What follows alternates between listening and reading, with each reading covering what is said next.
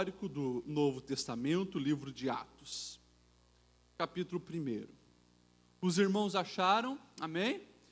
Atos capítulo 1 diz assim: em meu livro anterior, Teófilo, escrevi a respeito de tudo que Jesus começou a fazer e a ensinar, até o dia em que foi elevado aos céus, depois de ter dado instruções por meio do Espírito Santo aos apóstolos que havia escolhido.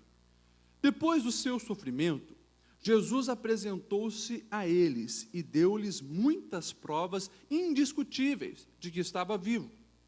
Apareceu-lhes por um período de 40 dias, falando-lhes acerca do reino de Deus. Certa ocasião, enquanto comia com eles, deu-lhes esta ordem: não saiam de Jerusalém, mas esperem pela promessa de Deus, de meu Pai, a qual lhes falei. Pois João batizou com água, mas dentro de poucos dias vocês serão batizados com o Espírito Santo. Então, os que estavam reunidos lhe perguntaram: Senhor, é neste tempo então que vai restaurar o reino a Israel?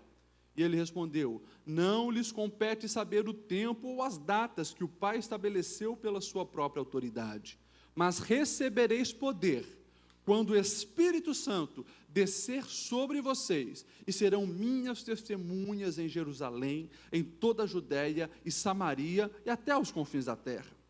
Tendo dito isso, foi elevado às alturas enquanto eles olhavam, e uma nuvem o encobriu da vista deles.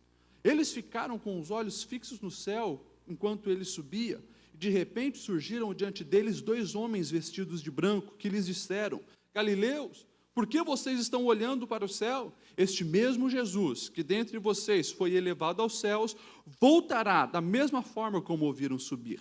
Então, eles voltaram para Jerusalém, vindo do monte chamado das Oliveiras, que fica perto da cidade, cerca de 1 quilômetro. Quando chegaram, subiram ao aposento onde estavam hospedados. Achavam-se presentes Pedro, João, Tiago, André, Filipe, Tomé, Bartolomeu e Mateus, Tiago, filho de Alfeu, Simão, o Zelote, e Judas, filho de Tiago. Todos eles se reuniam sempre em oração com as mulheres, inclusive Maria, mãe de Jesus, e outros irmãos dele.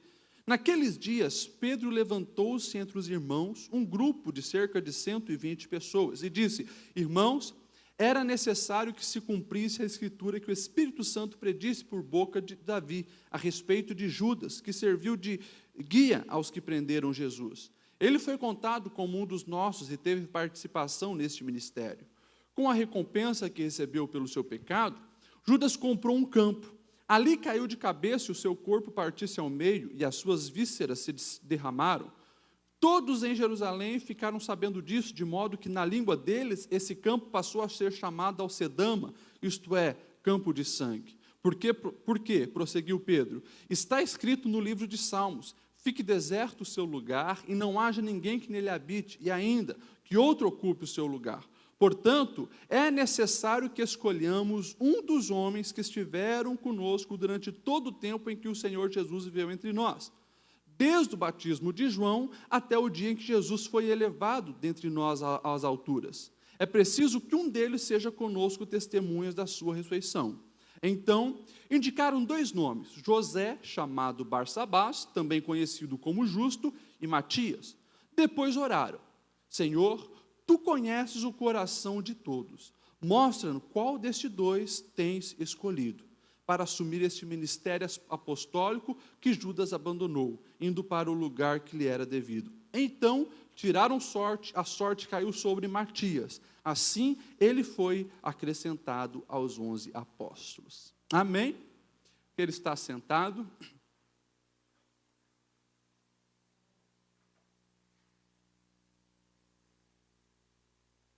Fizemos uma leitura um pouco mais longa, mas hoje é culto de ensino, e a gente precisa dar uma olhada em algumas coisas importantes nesse texto. Eu convido até você a deixar a Bíblia aí aberta, em Atos capítulo 1.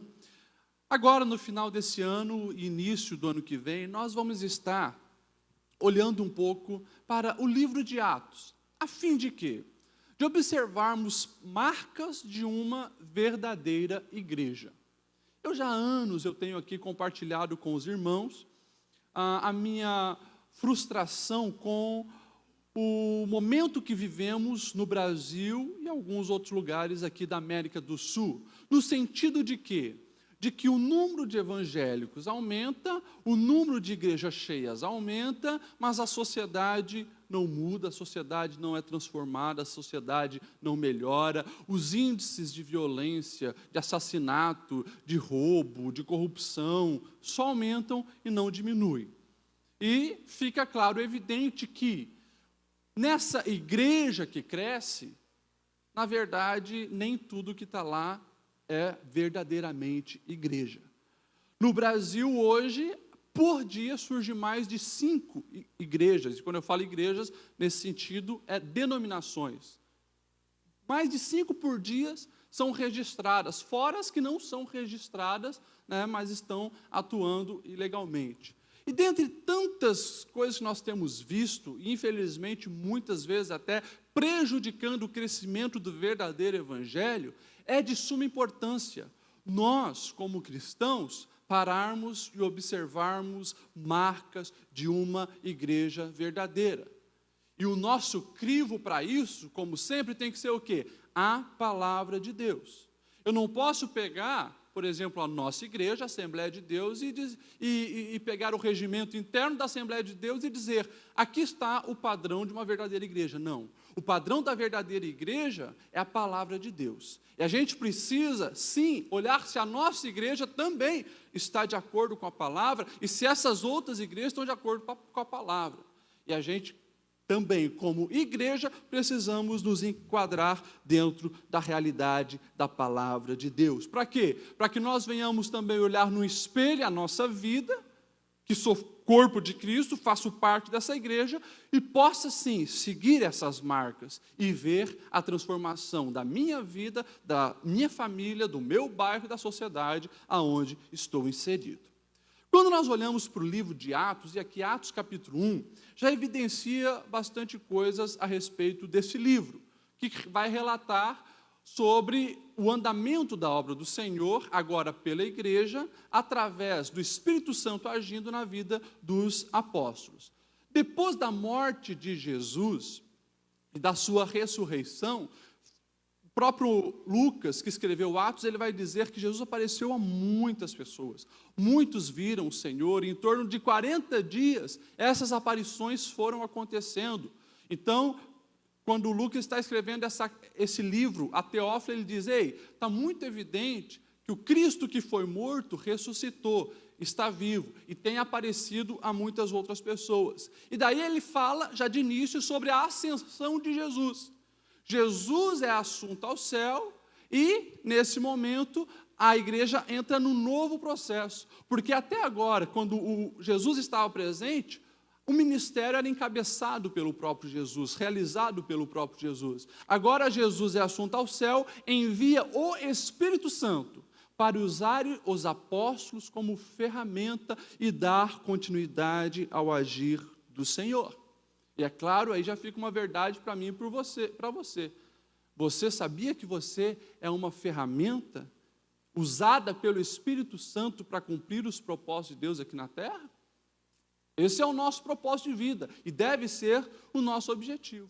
E quando nós olhamos aqui em Atos capítulo 1, tem várias marcas, eu separei 3 marcas principais de uma verdadeira igreja. A primeira dela é justamente que a verdadeira igreja do Senhor é guiada pelo Espírito Santo.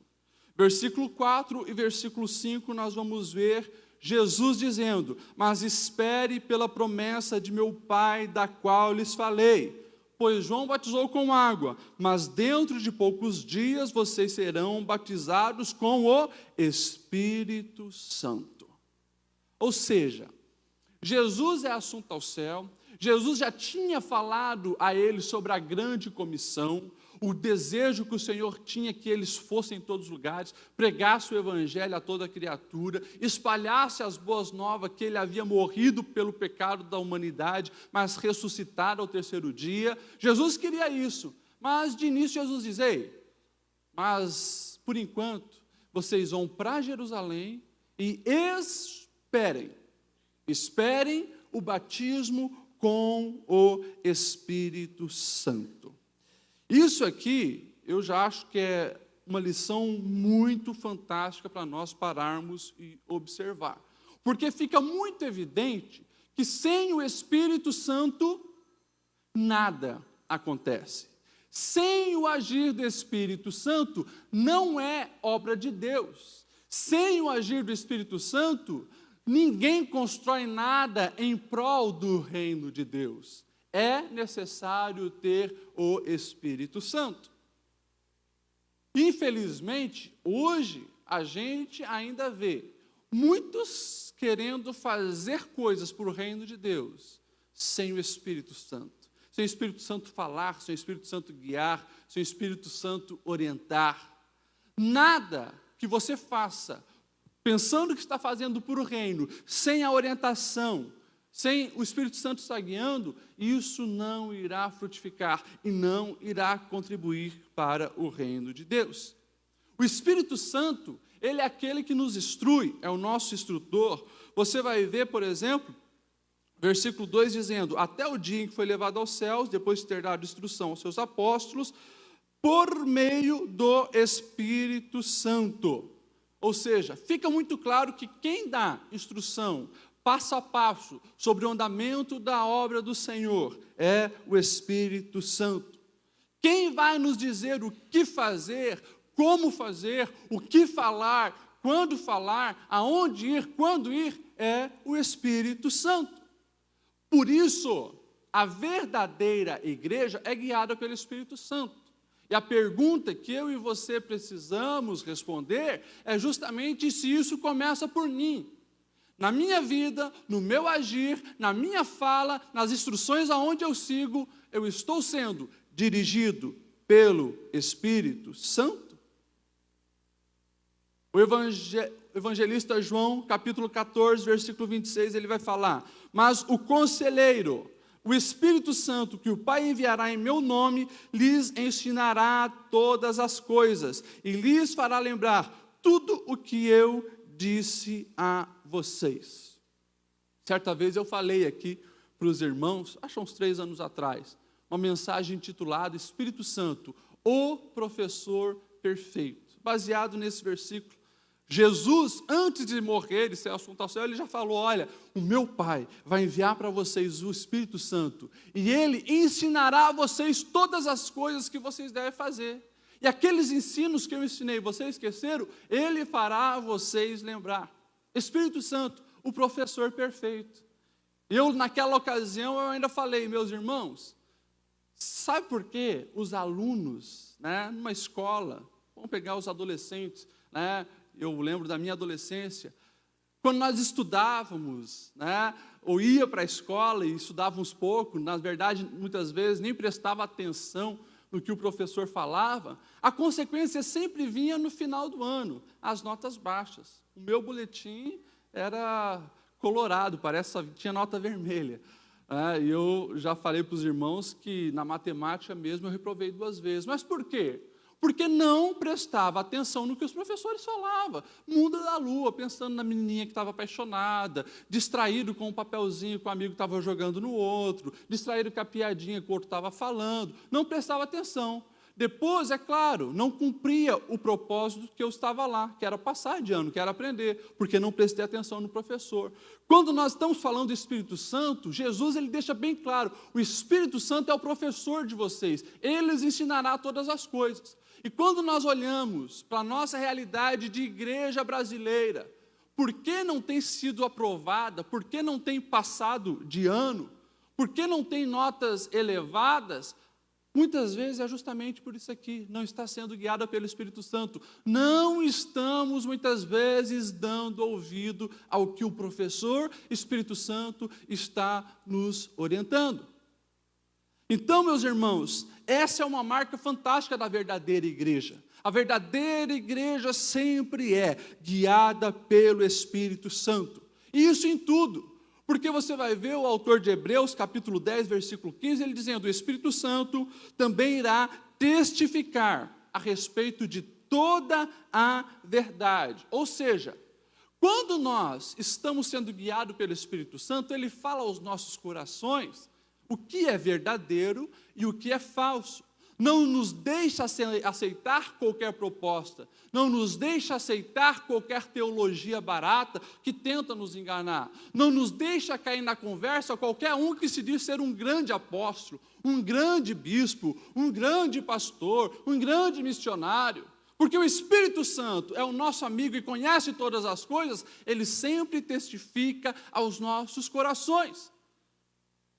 E aí a importância de quê? De nós estarmos ligadinhos com o Espírito Santo, valorizando a presença do Espírito Santo, em contato direto com o Espírito Santo. Se você quer ser um verdadeiro cristão, quer ser verdadeira igreja, você precisa valorizar o Espírito Santo, estar conectado com o Espírito Santo, ligado com o Espírito Santo, ser guiado e direcionado pelo Espírito Santo. E quando nós falamos de Espírito Santo, fica também evidente aqui que o Espírito Santo, ele é a fonte do poder. Versículo 8 vai dizer: mas receberão poder quando o Espírito Santo descer sobre vocês, e serão minhas testemunhas em Jerusalém, Judéia, Samaria e até os confins da terra. Eu louvo a Deus por essa passagem aqui, porque deixa muito clara aonde é a nossa fonte de poder. A fonte de poder de um verdadeiro cristão não está nos cursos teológicos. É importante fazer curso teológico, importante ler bastante, estudar bastante teoricamente. Mas o poder vem pelo Espírito Santo. O poder do Espírito Santo não está em carregar uma Bíblia de estudo gigante debaixo do braço. O poder para o verdadeiro cristão não está na aparência. O poder para o verdadeiro cristão não está em escolas de dons, escolas milagrosas, escolas sei lá o quê. O poder para o verdadeiro cristão obter é muito simples: intimidade com o Espírito Santo. Jesus deixa claro: vocês receberão poder quando o Espírito Santo vier sobre nós. E fica também evidenciado uma verdade fabulosa, que todo poder dado por Deus tem um propósito. E, claro, essa palavra poder no grego, tinha duas expressões que os gregos usavam para poder. Poder no sentido de um governador, um governante, e nessa poder de força, que é dínamos, a palavra dínamos, que dá origem a dinamite. Ou seja, o Senhor vai dar dinamite para vocês, explosão, ousadia, coragem, poder nesse sentido. Mas com um propósito. Qual o propósito? Fica bem claro ali: e serão minhas testemunhas em toda a Judéia, Samaria e até aos confins da terra. Eu lembro vocês, nesse sentido, a palavra testemunha era a mesma expressão no grego usada para mártir. Ou seja, vocês manifestarão a minha glória, implantarão o meu reino, se for preciso, darão a vida para testificar que eu estou vivo, que eu reino para sempre, que eu já venci a morte, venci o inferno e abri o caminho para vocês ao céu. Ou seja, o verdadeiro cristão, ele é cheio do poder do Espírito Santo, age nisso, mas não para ganhar curtidas na rede social. Não para ganhar tapinha nas costas, não para ganhar honrarias. O propósito é testemunhar a respeito de Deus, testemunhar sobre o que o Senhor fez pelas nossas vidas.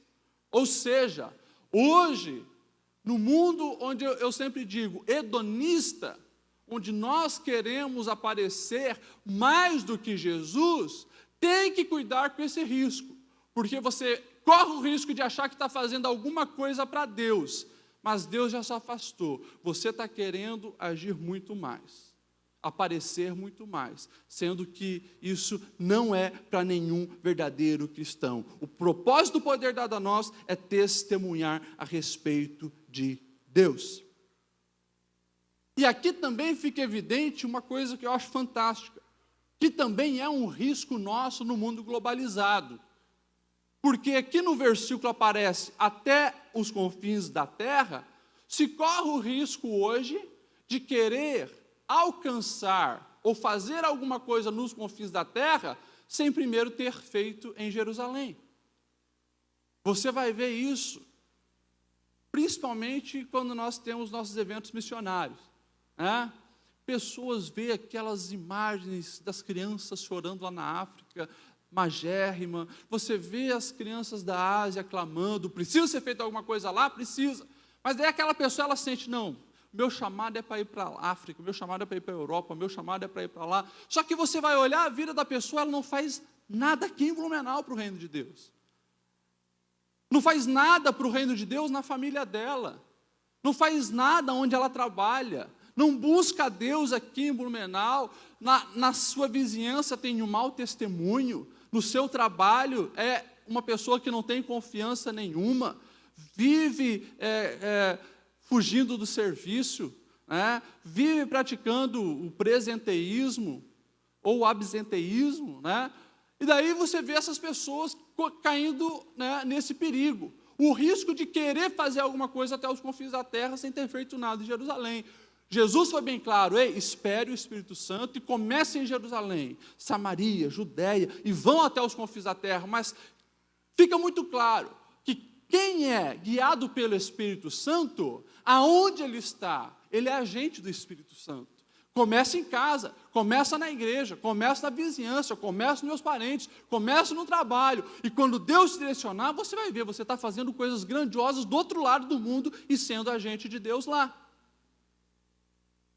Nós precisamos também entender que quando somos guiados pelo Espírito Santo, nós frutificamos em abundância. Você vai ver mais uma vez o evangelista João falando sobre esse ânimo de vida, né? E a expressão comum na época era justamente do interior fluirão rios de água viva. João, quando ele estava escrevendo o evangelho, ele colocou no capítulo 7, versículo 38, algo que eu acho fantástico, e muitas vezes nós não prestamos atenção.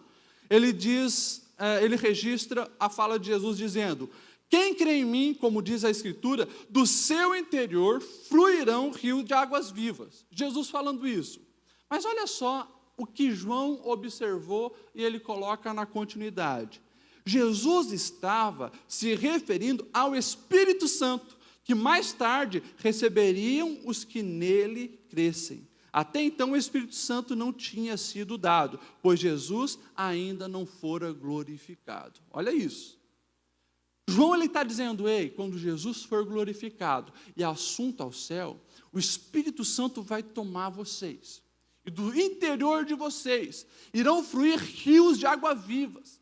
E vocês não vão conseguir conter, porque não é gotinha, não é conta-gotas. O Espírito Santo vai envolver vocês e fazer vocês todos os dias viver uma vida para Ele, com aquele negócio que você não consegue segurar, compreensão do Evangelho, o Espírito Santo se manifestando, e aí, onde estiver, fluindo e abençoando e frutificando vidas. Isso aqui, irmãos, isso aqui é uma alegria transbordante que muitas de nós já perdemos. Você que é cristão há mais tempo já observou os novos convertidos. Quando ele entende o Evangelho, aceita Jesus, sabe aquele fogo invade ele? E se ele parar do lado de um poste, ele quer falar de Jesus para aquele poste? A gente não pode perder esse primeiro amor. Precisamos crescer em maturidade. Mas como eu falei na última pregação da terça, retrasada, o nosso nível com Deus precisa sempre aumentar. É o amor pelo Senhor, é o envolvimento com a causa do Senhor. Isso precisa aumentar. E é disso que o Senhor está falando. E é isso que nós precisamos buscar. Todo dia ter esse sentimento de sentir Deus, deixar ser usado por Deus, mergulhar nos rios do Senhor. Tem uma jovem aqui da igreja que, no tempo que ela se converteu e dias depois, né, ela apareceu com 2 tatuagens. Que ela ouviu aqui o pastor dizendo que o beabá do cristão é a oração e a leitura da Bíblia. E de um lado ela escreveu assim na tatuagem, leia a Bíblia. Do outro, ore. E ela diz, está aqui o pastor me deu uma coisa de feijão, leitura bíblica, oração, para eu nunca esquecer que eu preciso cada dia crescer mais na minha intimidade com o Senhor. Isso aqui, meus irmãos, é uma verdade. E é o propósito de Deus para a nossa vida. Que aquilo que você sentiu no começo, volte. E como eu falei, às vezes o Espírito Santo está clamando e dizendo: ei, tenho contra ti que deixasse esfriar o primeiro amor. Se arrependa onde você caiu, se levanta e volta a praticar essas obras. Esse é o recado de Deus para nós. E quando nós somos guiados pelo Espírito Santo, esse amigo de todas as horas faz a gente sentir esse rio fluindo em abundância do nosso ser. E fica muito claro aqui, justamente, que é esse agir do Espírito Santo que traz bons resultados, né? Ou seja, é a força da igreja. A força da igreja é isso. É o Espírito Santo encontrar lugar nos nossos corações.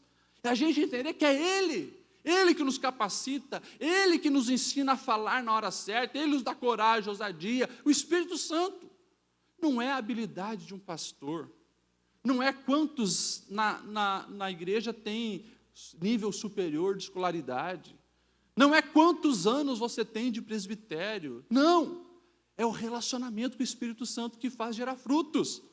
E eu fico preocupado, justamente, nós estamos falando aqui da igreja brasileira, eu fico preocupado com o pragmatismo dos nossos dias. O pragmatismo é justamente, né, o cumprimento de metas, é alcançar objetivos, mas sem dar muita importância a como se alcança esses objetivos, né? Como faz isso? E daí nós vemos hoje um movimento aí no meio gospel, nas igrejas evangélicas, de querer ver igrejas abarrotadas. Que bom que as igrejas estão cheias, isso é muito bom. Só que como que estão cheias? E aí a gente para ver. Muitas estão lá para ver gente, para cultuar homens, para acompanhar shows, espetáculos e assim por diante.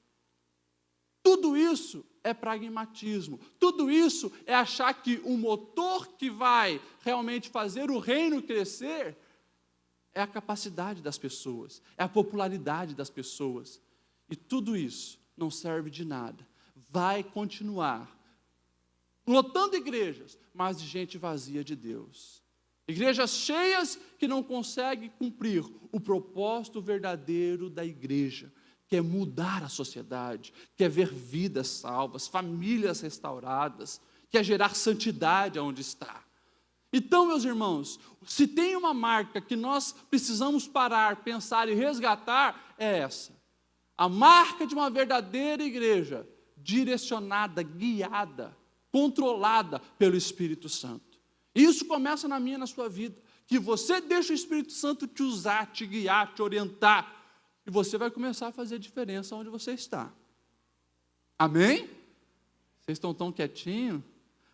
Eu tenho dado umas palavras duras, né, meus irmãos? Mas eu sempre digo, eu sou o primeiro a apanhar. Eu sou o primeiro, quando eu estou preparando, o Espírito Santo vai falando comigo, confrontando a minha vida. Mas é o que tem que ser falado. Essa é a verdade do Evangelho. Segunda marca, meus irmãos, que nós vemos muito claro aqui, além de ser guiado pelo Espírito Santo, e a gente pode dizer, consequentemente, segunda marca da verdadeira igreja é que não negligencia a oração. Você vai ver no versículo 14 aí na sua Bíblia, todos eles se reuniam sempre em oração, com as mulheres, inclusive Maria, mãe de Jesus, e com os irmãos dele. Eu acho fantástico essa inclusão aqui, falar que as mulheres estavam lá, as mulheres desde o início fazendo a diferença na igreja. Aquele tempo, uma sociedade extremamente machista e exclusivista, onde a mulher não tinha direito de liderar nada, fazer nada. Nós vemos já o cristianismo mudando essa sociedade, valorizando a figura das mulheres. Lucas faz questão de falar, olha, as mulheres estavam lá, inclusive a mãe de Jesus e os irmãos de Jesus, que os irmãos de Jesus não apoiavam e nem acreditavam em Jesus, agora eles faziam parte da igreja. Nós vamos ver um deles depois lá na frente, Tiago, se destacando como um dos grandes líderes da igreja. Mas o começo do versículo que é a chave que eu gostaria de falar. Todos eles estavam reunidos sempre em oração. Irmãos, oração fala da nossa ligação com Deus. E não tem como uma igreja ser verdadeira se ela não valoriza a oração. Não tem como. Ser um cristão saudável, ser um cristão verdadeiro, sem oração, sem a comunicação com o Senhor, sem a comunhão com o Senhor, sem falar e ouvir a voz do Senhor, não tem como. Eu posso perguntar para qualquer casal que está aqui: para hoje de conversar com a sua esposa, marido. Mulher, para hoje de conversar com o seu marido. Você vai ver quanto tempo você vai conseguir ficar na mesma casa, quanto tempo você vai conseguir manter esse casamento. Sem comunicação um com o outro, ruim. Tanto que se você pegar todos os livros aí de casamento, você vai ver que um dos capítulos lá vai falar da comunicação do casal. Porque para se manter uma relação é necessário comunicação. E os casais de mudo, pastor? Comunicação. Eles não conseguem falar, mas conseguem se comunicar. Tem os gestos, né, e tantas outras coisas, Libra. Enfim, comunicação é essencial, e a oração é a nossa comunicação com Deus. Como vai manter um relacionamento com Deus sem comunicar com Ele, sem orar, sem gastar horas na oração? Você pode pegar, irmãos, a Bíblia toda, e você vai ver que todos os acontecimentos impactantes na sociedade, na história de Israel, na história da igreja, onde aconteceu o milagre, sempre estava regado de oração. Oração é essencial, oração é a chave. E a gente perdeu esse costume. Você vê poucas pessoas que chegam, como há 20 anos talvez era, todo crente fazia questão de chegar meia hora antes. Para quê? Para ter um momento de oração, porque o dia foi corrido, não conseguiu, meia hora de oração. E você chegava na igreja, estava todo mundo de joelho. Hoje a gente mais senta, conversa, olha. Não sei se teve um momento de oração no quarto, que também é importante, mas enfim, as coisas mudaram. Só que isso aqui é uma verdade que é imutável. Não tem como ter relação com Deus, não tem como ser um cristão saudável, verdadeiro, sem a oração. E daí você pode pegar toda a Bíblia, eu sempre lembro que toda a Bíblia foi escrita e todas as histórias foram registradas para nos ensinar. Você vai ver, por exemplo, Abraão orando, quando ele estava clamando pelo sobrinho dele, Ló. Você vai ver, por exemplo, Jacó orando, e vai ver um momento ele até lutando com Deus, e ele agarra o Senhor e diz: eu não te deixarei, enquanto não me abençoares. Você vai ver Moisés clamando pelo povo na libertação do Egito, e depois que o Senhor fala que vai com ele, você vai ver Moisés dizendo: Senhor, agora eu quero mais da tua glória, mostra-me a tua glória. Pessoas que tinham fome de Deus. Você vai ver Samuel orando na escolha dos líderes de Israel, orando pelo povo de Israel, e Samuel, o profeta Samuel, ele fala uma frase que até hoje me assusta. Você vai ver 1 Samuel capítulo 12, versículo 23, ele dizendo: longe de mim esteja a pecar contra o Senhor, deixando de orar por vós. Olha o que Samuel está dizendo. Longe de mim pecar contra o Senhor, deixando de orar por vocês. Você vai ver homens como Daniel, mesmo sobre o selo do rei, dizendo que não se podia buscar outros deuses durante alguns dias. Você vai ver Daniel não abandonando a sua prática de oração, e 3 vezes por dia orando, buscando a presença do Senhor. Você vai ver Neemias, quando ele ouve falar que os muros de Jerusalém estão derrubados, ele diz que ele começa a orar, jejuar, clamar, e isso impulsiona ele a ir fazer a diferença e reconstruir os muros. Você vai ver a rainha Esther, quando é feito o decreto do rei pela morte dos judeus, você vai ver ela convocar um jejum coletivo com todas as suas empregadas, e orar, e buscar a presença de Deus. Você vai ver Jesus, o Filho de Deus, que também era Deus, mesmo ele não negligenciou a importância da oração, e você vai ver algumas vezes o Senhor se isolando, subindo na montanha, indo para o deserto, para quê? Para orar, para orar, para orar, para orar. Não podemos, meus irmãos, negligenciar a oração.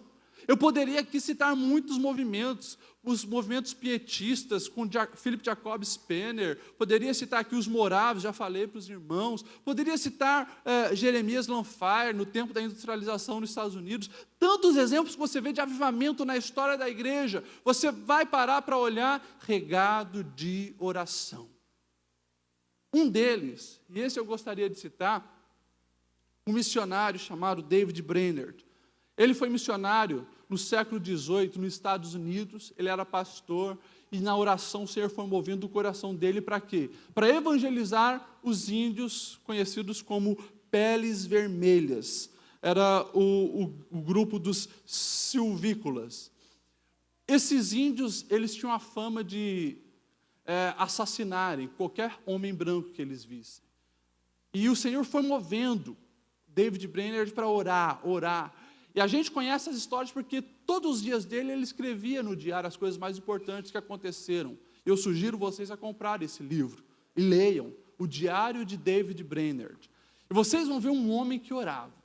Um homem que quando entrava na floresta, ele ia, impulsionado pelo Espírito, em direção a esses índios. E algumas vezes o Espírito Santo impulsionava ele para orar, e ele saía do seu cavalo, colocava o rosto em terra, e chorava e clamava, e ele dizia, nos registros, que algumas horas ele ficava ali, muitas vezes ele levantava encharcado de suor pela luta espiritual que ele sentia, e quando ele encontra os índios silvícolas, ele não morre, ele não é morto, e depois ele entendeu por quê. Muitas vezes, enquanto ele estava caído na floresta, chorando, orando, os índios estavam olhando e observando ele das árvores, perseguindo ele.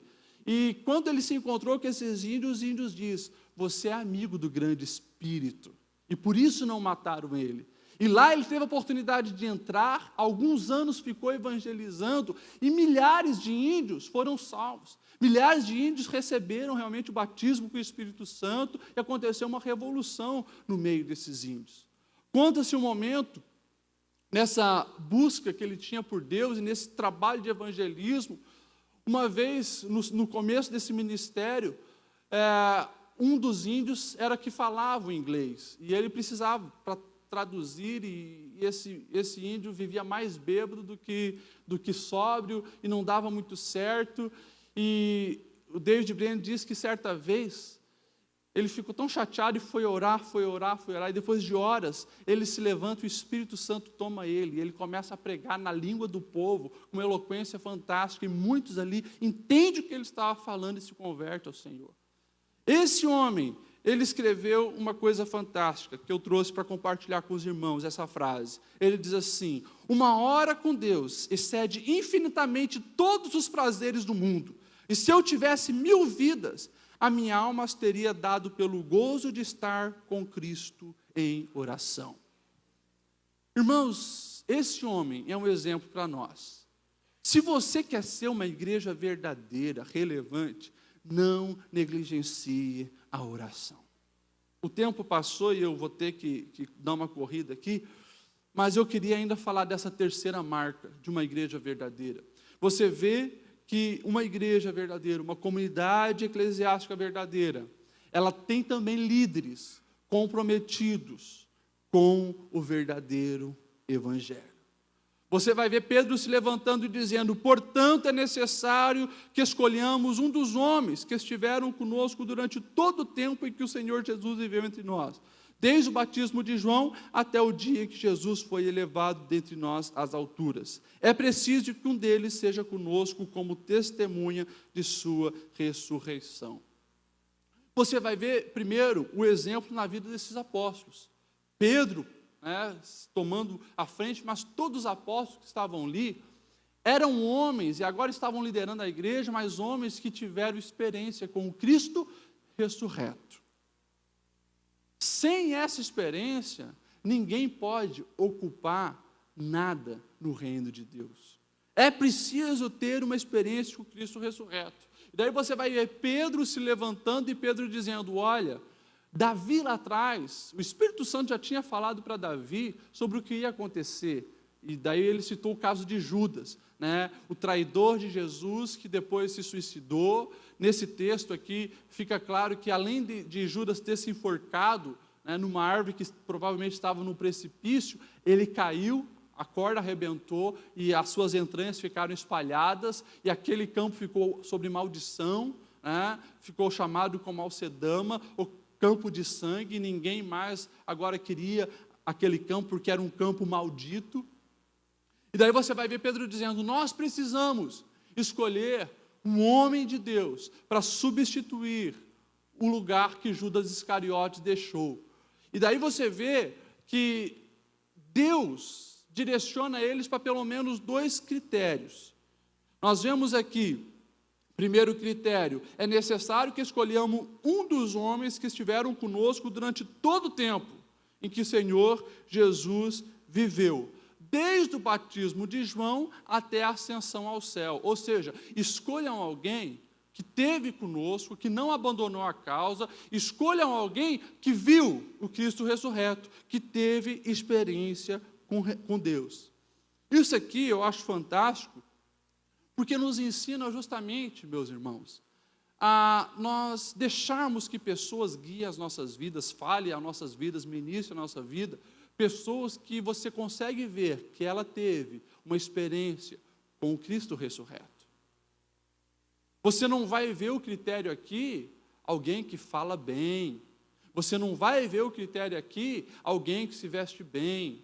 Você não vai ver critério aqui, como muitas vezes nós temos aí visto, né, líderes religiosos, mas que no testemunho não tem. Fica muito claro aqui que essa característica é fundamental. Homens que tiveram uma experiência com o Cristo vivo. E você vai ver depois dizendo justamente, é preciso que um deles seja conosco testemunhas da sua ressurreição. Ou seja, escolha líderes, escolha um homem que sabe o propósito da sua existência, que é o quê? É testemunhar a Cristo. Escolha um homem que ame a Cristo a ponto de, se preciso for, se tornar mártir pela causa de Cristo. E daí nós vamos ver a escolha. Eles vê que dentre todos esses critérios tinham 2. Tinha um tal de José chamado Barsabás e tinha um tal de Matias. E daí você vai ver o seguinte, nesse critério humano, pela sabedoria que Deus tinha dado a eles, ficou esses 2. Mas daí eles lançaram a sorte, que era uma prática que os israelitas tinham. Eles acreditavam justamente isso, que lançando a sorte, né, e essa expressão sorte para a gente hoje, né, que conhecemos esses jogos de azar, parece estranho, mas eles tinham isso muito claro sobre as eleições. Geralmente eles escreviam os nomes numas pedras e colocavam essas pedras dentro de um recipiente, chacoalhavam aquele recipiente. Muitas vezes alguém selecionava e eles entendiam que aquele nome escolhido era a direção de Deus, e muitas vezes eles chacoalhavam, e se uma dessas pedras saísse para fora, essa era a pessoa escolhida. Então, eles lançam essa sorte, e o nome que eles têm certeza que é o nome Matias, e Matias ocupa então o lugar de Judas Iscariotes. Mas você vai ver uma coisa também importante, essa decisão estava também sendo regada por oração. Eu já vi um pastor, eu considero que falou uma heresia, né? Dizer, porque os apóstolos foram precipitados, escolheram Matias, mas Deus estava preparando Paulo lá na frente. Não, meus irmãos, aqui foi direcionado pelo Espírito Santo, o Espírito Santo estava conduzindo eles. Essa escolha foi uma escolha que você vai ver à base de oração, e o escolhido foi Matias, e era um homem que eles tinham certeza que iria ser um grande testemunha de Cristo. E você vai ver depois ele se tornando um mártir em prol do reino de Deus. Enfim, o tempo passou, meu irmão, e eu preciso finalizar com essas 3 perguntas para você, pelo menos. Você está sendo guiado pelo Espírito Santo? Responda para você. Nas tuas escolhas do dia a dia, na tua maneira de viver, na tua maneira de ser um cristão, você está sendo guiado pelo Espírito Santo? Segunda pergunta, você tem sido uma pessoa de oração? Você tem orado? Você tem sentido necessidade de estar envolvido com Deus na oração, abrir o coração para o Senhor? E a terceira pergunta, você tem confiado em pessoas realmente comprometidas com Deus? Quem que você tem deixado te liderar? Quem você tem deixado influenciar a sua vida? Pessoas que têm testemunho e testificam e testemunham a Cristo? Baseado nessas 3 perguntas, meus irmãos, nós precisamos analisar a nossa vida e entender que o Espírito Santo nos chama para sermos verdadeira igreja. Se nós queremos mudar a nossa sociedade, e Deus tem, meus irmãos, Deus tem falado aqui muitas vezes, Deus tem chamado cada um de nós para um avivamento em Blumenau. Deus tem impulsionado a nossa igreja a orar mais, a buscar mais, a se envolver mais, a ser mais ousada. Você, como está você nessa questão de marcas de uma verdadeira igreja? Você se encaixa? Se não, a gente precisa parar onde nós estamos e voltarmos a praticarmos essas coisas. Buscar o Espírito Santo e deixar Ele nos guiar. Buscar ser cheio do Espírito Santo. Lá em Efésios, eu vou finalizar com isso, você vai ver o apóstolo Paulo, ele dizendo para a igreja de Éfeso, um versículo que nós pentecostais conhecemos bem, muitas vezes não conhecemos a sequência dele. Você vai ver Paulo dizendo, mas não vos embriagueis com vinho onde há contenda, mas enchei-vos do Espírito Santo. E a continuidade do versículo diz, falando entre si com salmos, hinos e cânticos espirituais, ou seja, alimenta a sua alma com coisa saudável, não deixa a porcaria entrar, mas com cânticos, salmos, hinos de louvor ao Senhor. A continuação, para se encher do Espírito, ele diz, cantando e louvando de coração ao Senhor, ou seja, fuja do mundo das aparências, seja autêntico perante o Senhor, que o teu louvor, a tua adoração seja de coração.